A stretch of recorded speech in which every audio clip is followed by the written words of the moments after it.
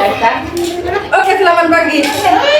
Kami di sini perwakilan dari mahasiswa PAI angkatan 2022-2023 ingin mewawancarai Ustazah di SMPTKIA ini.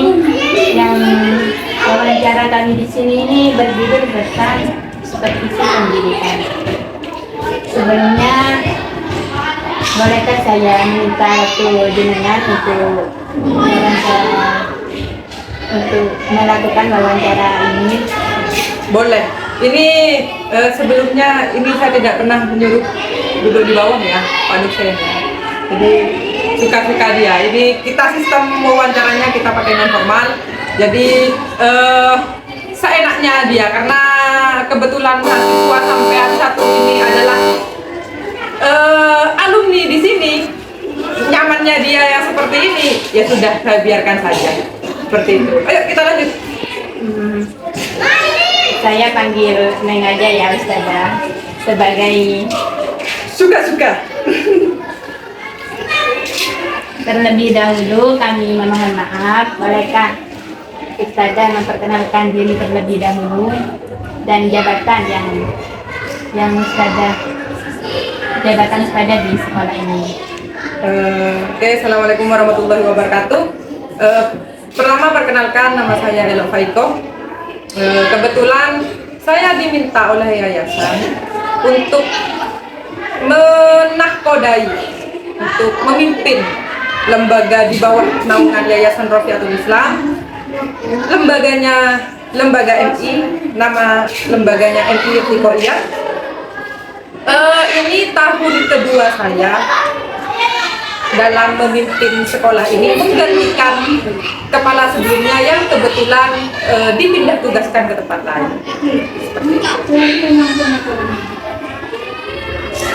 Oke, terima kasih. Selanjutnya saya akan menanyakan beberapa hal yang berkaitan tentang sekolah dan tugas kepala sekolah.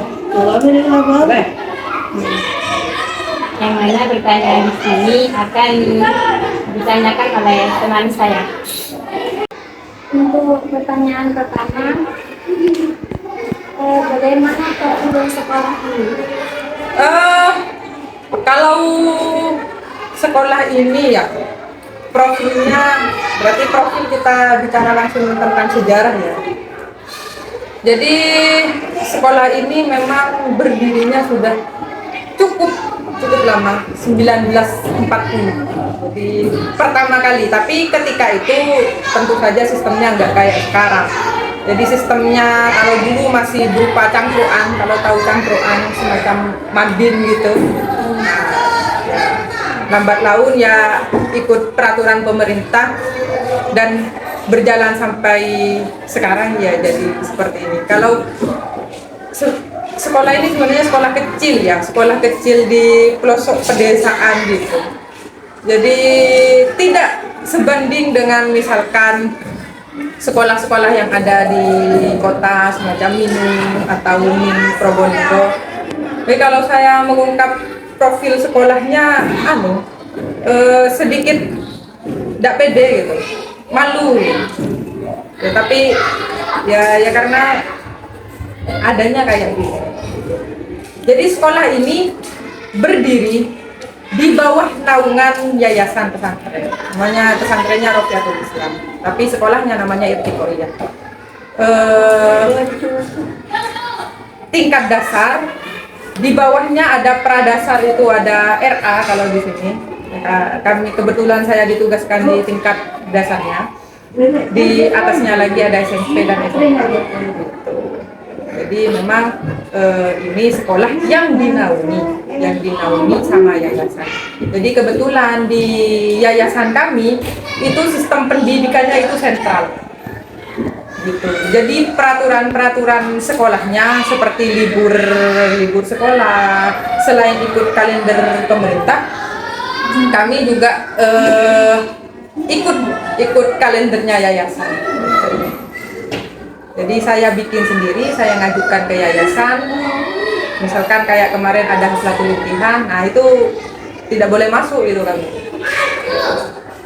Jadi gitu. Jadi sekolah yang ada di bawah naungan yayasan. Terus apa saja tugas Anda sebagai kepala sekolah? Ini mau dijawab kerja apa apa serius ini? Kalau saya sebelumnya ya, saya itu latar belakang pendidikannya. Jadi sebelum kita ngobrol tentang tugas saya, jadi latar belakang pendidikan saya itu bukan di dunia pendidikan. Jadi latar belakang saya itu S1 saya itu tafsir hadis, S2 saya itu kebetulan juga di bidang keagamaan, interdisciplinary Islamic Studies namanya. Jadi memang bukan fokus saya bukan di manajemen atau manajerial sekolah. Tapi karena ya sama kayak yayasan-yayasan yang lain ya, kayak sekolah-sekolah swasta yang lain, itu karena utusan dan dipilih oleh yayasan, akhirnya ya jadi kepala sekolah gitu. Jadi bukan karena pendidikan saya di sesuai jurusan seperti kalian sampean semua, enggak. Karena memang sudah dipilih, ada boleh, nggak ada lagi yang mau jadi kepala itu gitu. Nah, tugas saya kalau pas saya ikut diklat itu, saya bilang tugas saya itu 3. Saya pakai Madura ya, beneran ini. Jadi tugas saya itu 3. 1 merintah, nyoroh. 2 kikir, marah-marah. 3 tanda tangan. Tapi sebelum saya melaksanakan 3 itu, otak saya harus jalan. Artinya sebelum saya marah, saya tanda tangan dan saya kikir, saya harus tahu saya tuh kikirnya kenapa. Artinya kalau ada problematika di sekolah, otak saya harus jalan. Jadi untuk tugas kepala sekolah sebenarnya karena kepala itu memang ada di atas, menurut saya tugasnya itu jadi otak untuk memanajemen setiap hal yang ada di sekolah, bukan mengerjakan ya. Jadi bedakan antara memanage dan mengerjakan. Kalau mengerjakan saya punya staff, itu yang harus mengerjakan. Yang memanage kerjaannya, yang mengatur, yang mengkompromikan dan sebagainya, itu saya. Itu tugas kepala. Bagaimana peran Anda sebagai kepala sekolah? Aduh, kalau ditanyakan peran ya, kalau perannya di sini, mungkin kalau perannya itu di Minu ya, perannya itu jelas ya. Kepala sekolah itu jadi sistem tertinggi sebuah peraturan di sekolah.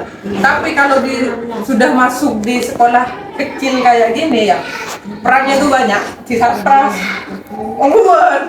si satpas, si kepala, kemarin si bu dapur. Bener ini. Pada rapat ke bayi bidang ya.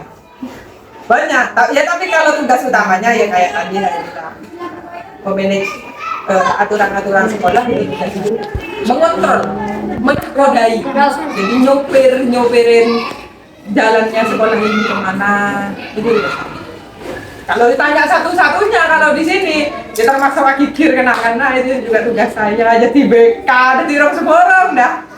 Gitu. Nggak apa-apa ya, saya campur pakai Madura ya. Ini wawancara kerokok baik, campur sari. Ya. Terus sudah melakukan program apa saja selama menjadi kepala sekolah? Program ya. Saya kayak yang tadi saya bilang, saya jadi kepala sekolah itu baru 2 tahun. Jadi diangkat dan di SK Yayasan itu baru 2 tahun. Sebelumnya saya kasih contoh. Sebelumnya di sekolah kami ini tidak ada kegiatan pagi. Benar-benar tidak ada kegiatan pagi. Akhirnya karena saya melihat ini adalah madrasah yang notabene pendidikan agama itu harus lebih ditekankan di sini. Jadi saya bikin kegiatan pagi. Awalnya kegiatan pagi program saya itu terjadi karena terpaksa, karena mau akreditasi, sedangkan kita nggak punya program kegiatan pagi. Nah, akhirnya saya target, oke, 2 minggu kita sholat Jumat. Kita target, ini jalan enggak 2 minggu? Ternyata jalan. Saya tambah 2 minggu jalan, kita lanjutkan 1 bulan. Ternyata jalan. Jadi saya bikin kalender, saya target, oh duha 2 minggu. 2 minggu jalan, saya tambah kalendernya jadi 1 bulan. Terus seperti itu, dan alhamdulillahnya jalan sampai sekarang. Dan salah satu juga program saya itu doa pagi bersama. Assalamualaikum. Jadi kalau pagi-pagi, kalau dulu gak ada anak-anak doa bersama itu gak ada. Bagi saya doa bersama itu wajib. Satu, karena saya mimpinnya di tempat anak-anak, dan doa anak-anak itu menurut saya ya itu adalah doa paling ampuh ya. Mula bahagia kan kusar kan minyak. Jadi kita ngarepnya itu doanya anak-anak. Doa bareng itu adalah doa yang paling ampuh menurut saya. Jadi saya bikin program doa bersama. Jadi setiap pagi anak-anak itu kumpul di depan kantor untuk doa bersama. Setelah itu baru salim sama guru-gurunya. Karena dari dulu-dulu program itu nggak ada, salim sama guru tuh nggak ada. Hanya saya bikin. Dan alhamdulillahnya jalan. Lalu apa rencananya akan dilakukan di program selanjutnya? Program selanjutnya ya sekarang ini saya juga bikin karena kurikulum merdeka ya. Sekarang kurikulum merdeka ada istilah kalau di Kemenak itu P5RA. Nah, ada tema-tema tersendiri. Salah satu temanya itu saya bikin program bagaimana anak-anak itu lebih cinta sama buminya. Akhirnya saya bikin program untuk menanam sayuran bersama. Jadi anak-anak itu titik intinya bukan manen sayurannya, bukan. Tapi bagaimana anak-anak itu menghargai tumbuhan-tumbuhan yang ada di sekitarnya mereka. Nah, untuk program selanjutnya, jika ini berhasil, jadi saya targetnya untuk sekolah kecil ya, saya tidak target 100%. Jadi saya targetnya 50%. Jika separuh murid saya itu kami berhasil, saya dan guru yang lain itu berhasil menanamkan rasa cinta mereka pada makanan, pada sayuran, pada tumbuhan, itu kami akan bikin program yang lain, mencintai bumi lewat pemilahan sampah. Itu sebenarnya dulu sudah saya programkan, tapi nggak terlalu jalan. Itu akan saya agendakan di program saya. Lalu apakah ada kendala ketika melakukan program tersebut dan bagaimana cara untuk mengatasinya? Oh, ada, jelas itu. Ada satu. Setiap kita bikin program, setiap kita melakukan sesuatu, itu pasti ada yang meremehkan. Pasti itu. Bukan cuma saya. Mungkin sampean ini ketika awal pertama kali bikin sesuatu itu pasti ada satu aja kayak ngeremehin atau mamata istilahnya ya. Maturana itu mamata, keger, mendown itu, mendownkan mental kita. Itu ada. Termasuk warga sekitar ya mungkin ada. Ya termasuk mungkin dari guru-guru ya ada. Kayak ini berhasil enggak ya, termasuk saya sendiri masalahnya itu juga di mental saya, ini berhasil enggak ya, kira-kira kalau ini gagal gimana ya. Nah itu kan problem dan harus diselesaikan. Problem yang kedua itu saya merasa dulu di sekolah saya itu kekompakannya kurang, tapi saya cari solusi dan sekarang sudah jauh meningkat. Jadi kekompakannya itu menurut saya itu jauh meningkat. Kayak yang tadi problem yang pertama saya tadi bilang banyak orang yang meremehkan. Saya selalu bilang kalau kita nggak berani nyoba itu kita nggak tahu kita bakalan berhasil atau enggak. Misalkan gagal, coba lagi. Wong para ilmuwan itu aja nyobanya sampai jadi listrik, sampai jadi apalah bikin komputer bikin segala macam. Kita nyobanya nggak sekali dua kali. Kalau kita cuma nyoba sekali terus, aduh gagal. selesai ya sudah.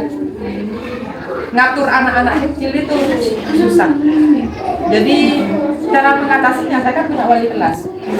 Ya yang ngatur anak-anaknya sudah, saya tinggal utus wali kelas masing-masing. Itu saya tidak perlu turun tangan sendiri mengatasi, karena saya punya staff, saya punya anak buah yang lain itu yang Misal ada seseorang yang mau masuk ke sekolah ini dalam tanda kutip mau kerja, itu bagaimana syaratnya? Yang pertama tentu saya harus melihat rombel dulu ya, melihat rombel, melihat jam, karena ya hubungannya kita kan sama sistem kepemerintahan, simpatika dan sebagainya, karena kebetulan ini di bawah naungannya Kemenag. Kalau syarat secara khususnya dari yayasan itu jelas, minimal pendidikannya harus S1. Karena ini tingkat sekolah, jadi saya lebih mencari yang tingkatnya itu PGRI jurusan. Misalkan ada perbandingan ini, misalkan PAI dan PGRI, ya kan beda kan ya jurusannya ya. Misalkan, tentu saya kalau dari segi jurusan itu akan lihat PGRI, segi jurusan ya. Tapi kurikulum vitae apa namanya ya, ya sepak terjangnya orang itu menurut saya lebih penting ya. Jadi di mana dia kinerjanya gitu. Jadi daripada jurusan menurut saya. Karena semuanya itu bisa dipelajari ya. Karena saya juga belajar dari awal dari kepala sekolah itu. Saya suka neliti orangnya. Gitu. Jadi kemungkinan kalau ada orang yang mau masuk di sini, saya akan teliti dulu orangnya. Gitu. Jadi penelitian tentang orang. Jadi ini orangnya kira-kira siap untuk diajak kerjasama. Karena kerjasama itu menurut saya ya, itu satu syaratnya. Tidak susah ditelepon. Jadi orang yang bisa diajak kerjasama itu tidak susah dilihat. Kalau sekarang tidak susah untuk dihubungi. Misalkan kita ditelepon atau dihubungi ternyata kita nggak angkat, itu akan telepon balik. Itu tanda-tandanya orang yang bisa diajak kerjasama. Gitu. Jadi saya lebih senang kayak gitu. Jadi bisa saling ngerti, Teamwork itu penting karena kita nggak kerja sendirian. Jadi misalkan saya kepalanya, jadi saya paling muda di sini. Sebelum ada salah satu stafnya saya juga muda. Tapi saya dibandingkan guru yang lain itu saya paling muda. Dan saya sering bilang, saya segi umur paling muda, tapi perlu ditekankan saya kepala. Jadi kalau urusan sekolah, ya saya akan senang hati nyuruh tanpa pandang itu siapa. Tapi urusan di luar sekolah, itu akan kembali. Saya akan jadi titik intinya dari ngobrol dari tadi, syaratnya apa? Syaratnya lulus S1, gitu dah. Lulus S1 bisa diajak kerjasama, pengalaman, kalau ada pengalaman ya lebih bagus. Karena saya di MI bisa berbaur dengan anak-anak, gitu. Tak kira enggak. Saya suka marah. Maksudnya tidak suka main fisik, gitu. Jadi ngayom ke anak-anak itu penting, gitu. Ya. Terima kasih atas waktunya Ustazah. Kurang lebihnya kalau ada kata-kata yang kurang pas, mohon maaf sebesar-besarnya. Ya, saya juga minta maaf apabila dari tadi ngobrolnya kemana-mana, tidak sesuai target mungkin, tidak sesuai pertanyaan, jadi saya juga mohon maaf. Ya. Jadi pesan saya mungkin ya, kalau diminta tentang pesan, karena saya juga sebelumnya pernah jadi mahasiswa cukup lama ya. Kayaknya klasik banget ya, kita bilang belajar yang rajin itu klasik kayaknya. Kalau ke saya itu perbanyak pengalaman, perbanyak teman, karena teman itu memang bisa membuka jaringan kita di mana-mana. Kalau misalkan kalian ikut organisasi, tekuni organisasinya, karena itu bisa membuka wawasan kita. Perbanyak baca buku, karena buku itu penting banget. Kalau saya itu akan lebih suka beli buku daripada beli baju. Saya akan marah banget ketika buku saya itu rusak, tapi saya akan bodoh amat ketika baju. Dan ini lanjutan ya. Dan belajar untuk saling menghargai ya, untuk saling memahami, karena ketika kalian misalkan nanti terjun ke sekolah itu perlu memang memahami karakter satu-satu itu perlu.